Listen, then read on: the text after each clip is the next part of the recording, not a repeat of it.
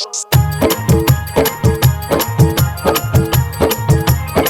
गे अम्बाली की रे कहलियो की अरे 1-2 किलो हमरो द दे। हट लफुआ डीजे मिठू राजा पटसोनी।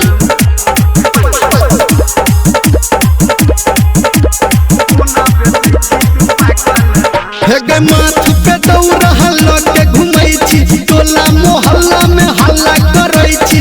माथ पे दौड़ा हल्ला के घुमै छी टोला मोहल्ला में हल्ला करै छी। हमरो बता कोनी एकर दाम अरे एकर दाम चाहिए हमरो पाकल आम चाहिए हमरो पाकल आम दते के छौरी पाकल आम कोना बेचै छी तू पाकल आम।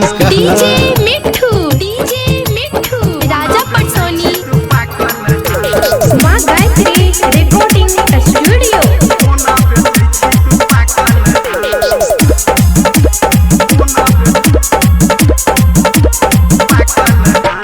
हटिया बजरिया के रेट लगा ले पैंच उधार के डेट बना ले। अच्छा हटिया बजरिया के रेट लगा ले पैंच उधार के डेट बना ले। लोटे तराजू सामान जो खै छी रुपया कौड़ी के ध्यान रखै छी। हमरो पता कोने एकर दाम चाहिए हमरो पाकल आम चाहिए हमरो पाकल आम दते के छौरी पाकल आम केना बेचै छी पाकल आम। बात डीजे नहीं मिठू राजा पटसोनी। अभी आप सुन रहे हैं सावरिया म्यूजिक।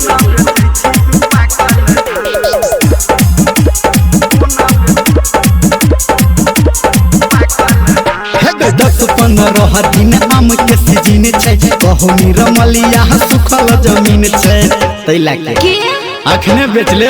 10-15 दिन आम के सीजन छै कहूनी रमलिया सुखल जमीन छै।